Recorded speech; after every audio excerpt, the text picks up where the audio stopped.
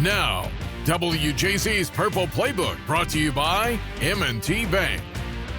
Welcome into Purple Playbook. I'm Grace Grill in for Alex Glaze, and I'm joined by Super Bowl champion Qadry Ismail, who is filling in for Torrey Smith.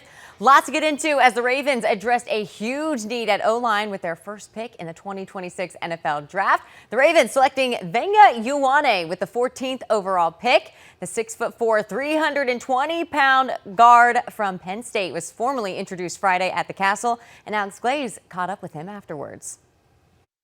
All right, here with Vega now. Vega, for those that don't know your story, you started football in high school, but had to sneak out to kind of get things going. Yep. I mean, I'd imagine your family's pretty happy that you were sneaking around getting this thing started. Yeah, it took them about 3 weeks to, get used to it. Or not used to it. It took them 3 weeks to figure it out. And I finally told them, but, didn't take it real well, but, they love it now for sure. So, what is it about football that you just were drawn to? I mean, because sneaking around in high school, it's pretty defined. So what was it about football that kind of made you, what was your call? For me, I love the physicality to the sport, but, as I played, the years going through college and all that, game of football taught me a lot. The discipline that it taught me as a player, on and off the field, that's probably my favorite part about it. And, you've said in the past it took you a while to kind of adjust to the physicality of the game. Was there a moment for you that stands out where you were like, okay, I have the ability to take it up a notch that certain people can't reach? Yeah, it was like middle of the season, my sophomore, when I started playing. I got my first pancake. I dumped somebody, I laid on top of them. It was a real good feeling. So addicted to that feeling after that? Absolutely, yeah. Kept trying to do it over and over. It worked. So heard you're also a baker. A little bit. And you specialize, is it banana bread? Yep. So what is the key to a good banana bread? Well, bananas got to, be real ripe, so I let them, sit for a while, maybe almost a week, just sitting there. But I love adding chocolate chips into it. Get a little sweetness into there, a little bit more. So, yeah, that's what I like to do. Q is banana bread an acceptable baked good? Would you eat that? Of course I'd eat it. No, yeah. I know you're regimented with your routine, so that's why I asked. I am saying, so from a regimented aspect of things, it is about what you add as far as the additional ingredients. But yeah, a banana is great at the same time as it kind of goes through its ripening process. The glucose takes over, be a little bit more sugary, makes it really sweet. And then it depends upon some other ingredients that he adds in there. If the cacao is a good cacao, we all set. All right, well, let's talk about the ingredient that he brings to this O-line. What was your reaction to the pick? Well, I thought in the prediction shows leading up to the draft that this was going to be the pick. Ioane, I have to say it correctly. Ioane is a guy that is a typical Raven type of a player. Real physical, real tough. We saw some of the highlights of him, and even in the interview with Alex, talking about how he loved to pancake a guy and really just be that nastiness of a player. Then at the same time, you're not touching my quarterback. When you're talking about a guy who needs to be protected, Lamar Jackson. When you're talking about an offensive line that really struggled last year protecting the franchise quarterback, it was the Baltimore Ravens offensive line. Dwayne Ledford, the offensive line coach, came in to kind of rewrite the book on how it is to be a Ravens offensive line, and it starts with his anchor in Ioane. Well, one of the things I found interesting that Eric DeCosta said about this pick was that they wanted, look, we don't know what this offense is going to look like under Jesse Minter, but one of the things Eric DeCosta said was, look, we like him because of what he brings to helping them establish the run and getting back to Ravens football of doing that. And he graded well by experts coming out of Penn State doing that. Well, yeah, and I think, Declan Doyle is the offensive coordinator. Young guy, but he's been around some really high-level head coaches. Obviously, Ben Johnson, the very first person in the whole mix from the Chicago Bears, and that's how he kind of was able to cut his teeth. Of course, then you look at what he did with Sean Payton and just the opportunity for Sean Payton to kind of pour into him and the McVay tree that he had been a part of as well. Lots of great coaching from a Declan Doyle aspect of things. I think for what they're looking to do, you need a versatile offensive lineman. Ioane is that versatile offensive line. He is not that guy where you're like, well, we can't pull because he can't pull. He can pull. Well, we can't get to the outside because he has slow feet. No. This dude can get up. He can get to the outside very effectively. Has great feet, and if it's time for him to anchor in and just stun a guy at the line of scrimmage, he can do that too. complete offensive lineman. That's what you got when you're talking about the Ravens and the expectation for Ioane to be that big centerpiece for the Ravens. Guy who knows how to use his weight. And you want to know the video I'm going off of for this? It was circulating around social media, but when he was at Penn State, there was an equipment manager walking up the valley, and he just hopped the fence. Like, it's not easy to throw that kind of weight around, and he did it like no problem. But oh, man, I'm excited to see him in a Ravens uniform.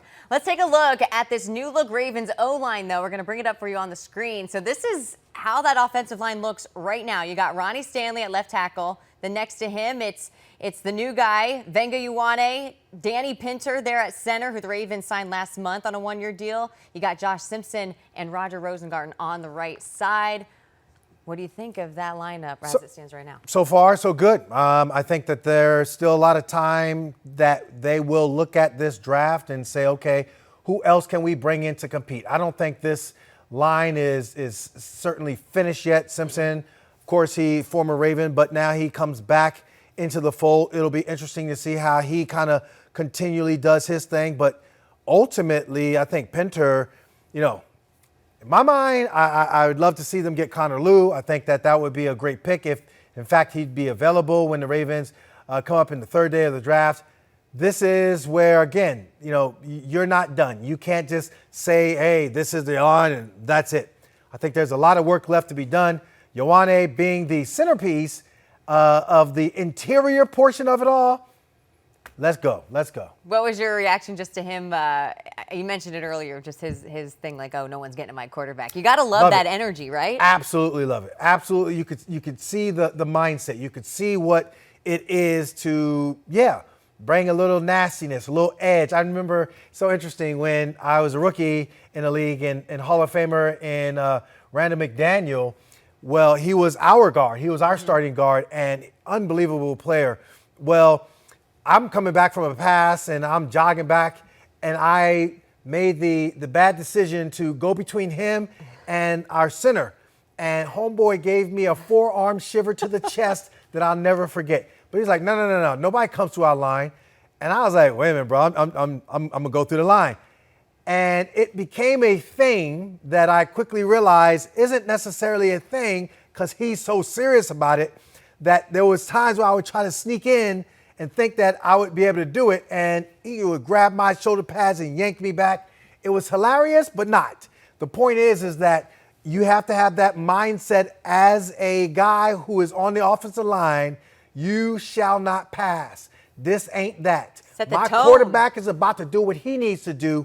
I promise you, that's what we're talking about with Ioane. Hey, and we talked about that all last season. We needed a little edge from these Ravens. But all right, coming up on Purple Playbook, the Ravens picked up some flowers. We'll discuss that on the other side of the break. This is the Purple Playbook, brought to you by M&T Bank. The winning prognosis, brought to you by LifeBridge Health. Care bravely. All right, welcome back to Purple Playbook. I'm Grace Grill, joined by Super Bowl champ Qadry Ismail. Outside of the draft, the other big news from the Ravens was that they picked up Zay Flowers' fifth-year option. Here's Eric DaCosta on that. We're fired up. I love Zay. He's earned this. He's a tremendous player with a great work ethic and a great personality, infectious, very talented. He's a leader, and the goal would be to get a long-term deal with him if we can, and I fully expect we will. He's got a great agent, and he's a great person. I know he wants to be here. I mean, this was the move. We knew this was going to happen. He got drafted by the Ravens, first-round draft choice. A lot of criticism, whether it be Ozzie or Eric, as far as developing their own first-round pick. I mean, going back to my day with Travis Taylor and into present day with all the different guys, even Hollywood Brown, who was a first-round pick and really struggled to kind of do his thing. But it stops right there because number 4, Zay Flowers, back-to-back Pro Bowls for himself, has established himself as the go-to receiver for this Ravens ball club. So, yes, well-deserving to get the fifth-year option and hopefully get a long-term deal. What do you need to see from Zay this year? Well, I just think, number one, just getting into the groove as far as you got Declan Doyle's offense, how it's going to look as far as his role. I know that they're going to want to feature him and really put him in a position with a bulk of plays. But then I ultimately think it comes down to, in tight moments, I am the guy you want to go to, and I will deliver, period, end of discussion. How does that get fostered, though, in a guy like Zay, still a young guy, right? How do you foster that in a player of his caliber and where he's at in his career right now? Well, I think, number one, you recognize that you're the guy now, and that's it, period. There's no other, veteran receiver. You're the veteran receiver. You have, obviously, 2 Pro Bowl to your resume. You've seen an awful lot as far as high-level defensive back coverage on you, and you've defeated it. I think it's just the mental processing of play. In other words, like, hey, this moment, this is my time to shine, and I'm going to step up and prove it. That's what it comes down to. So I think for him, it's I have it in my Rolodex, my mental Rolodex, to be that baller, to be the shot caller. Now I'm about to go out there and do it when it counts. And I'm saying fourth quarter, I'm saying in big games, bright lights, all of that, playoffs. When it gets the thickest and the toughest, that's when you're going to see me shine the brightest. Well, he was groomed for this. He's got what? He's one of what? 8? He's one of 8? One of 7? 14. He's one of 14. We were talking off camera because the 2 new picks are like one of 7 and 8 too. So the Ravens just drafted a bunch of guys that have been through it with older siblings. Absolutely. They've gone through the fight. They understand what it's like to share some other clothing. Like, hand me down. All right, fine. Well, give me my favorite shirt. They know. They know. Well, let's turn to this now. There was an ESPN report this week that Nnamdi Madubuike had successful neck surgery and will be able to get back on the field. Now, he appeared in only 2 games last season before undergoing this surgery. He suffered that really bad neck injury. General Manager Eric DaCosta said Madubuike has been at the team facility working out, but would not confirm that report. But Q, this is encouraging news, wouldn't you think? I'm going to be cautiously optimistic. Again, I've been saying in full disclosure, I have C3, C4 neck fusion. I understand what it is as far as whatever level of the injury is at with his cervical spine. At the same time, whatever they did, more than likely it's a fusion of some sort, depending upon how his spinal column is and as far as whether or not there's a lot of movement for him. Yes, it's excellent that he got the surgery now. But I do know that's great that he's back at the facility. That's great that he's working out. But there's still a long way to go before you can say, oh, wow, we're going to have Madubuike back opening day. The new kid that they just drafted in the 2nd round, the Zion kid out of Missouri, just that kind of, he's almost as big as Ioane. So what does he bring to this fold? So he's 6'6", 262. He spent some time at Michigan State, spent some time at Missouri, 2 big-time programs, and he produced. The guy has all the measurables. And when we're talking about Jesse Minter's defense, the cool thing about it is he can either be on the line with his hand in the dirt, or he could be upright in that 2-point stance. He could set the edge. He even was talking about how he loves to set the edge. So you're not going to just willy-nilly run the football at his direction. So I think the way in which things go with Jesse Minter's defense, this is a strong piece to the puzzle. Well, yeah, and just the thing that jumped out to me about him was his sack production, which is something that the Ravens have just really lacked in, at least this past season. 6.5 sacks at Missouri. Again, he has a strong body of work, getting pressure to the quarterback. You're talking about playing in the SEC against top-level competition. So you know that, when it comes down to it, Zion Young is that guy that you're looking at. Play like a Raven has been that theme. At the same time, it's the Jesse Minter spin on that theme. I think for Anthony Weaver, the defensive coordinator, he has to be salivating at the bit because with a guy like Zion, my goodness, that right there solidifies a good look of your defensive front. That's what you want. He has all the size, the measurables and everything and the resume to say, look, I can do this. I think the swagger of coming in is really good. And now it's about, hey, what is the system? What is the defense? What's the nomenclature? Let me absorb it. Let me learn it. Let me go through my mistakes and all that. So then when it does come down to the regular season, I'm ready to go. What do you give? I asked Mike Green this on draft night. I said, obviously, he just finished his first year, and I asked him, what advice do you give to the first-year guys? And he gave a great answer of just saying, like, hey, don't come in thinking that you know too much or too little type thing. What advice would you give? Oh, my God. I mean, again, the NFL, it's just different. And one, you have more time than you think than you had in college. I think from a bigger picture aspect of things, it's learning how to be a pro. When it comes down to it, you have to manage your life on and off the field, and that is way easier said than done. There are a lot of programs and some guys that have some good thoughts and advice for you to take, but it's up to you to kind of implement it, and you got to avoid the outside noise. If you come from a big family, I promise you there's going to be a lot of noise of like, oh my God, you're in the NFL, oh, tickets, oh, this, oh, that, oh, yeah. gimme. And you got to learn to just filter it all out, recognize that, yeah, you want to get to that second contract, you better produce coming in day one. Got to learn to bake banana bread. That's what you got to do. Well, you can go over to your teammate's house and get some bananas and say, hey, let me learn from you. All right, lots of stuff from the draft to get into. Coming up next, we're going to play a little game of something or nothing. This is the Purple Playbook, brought to you by M&T Bank.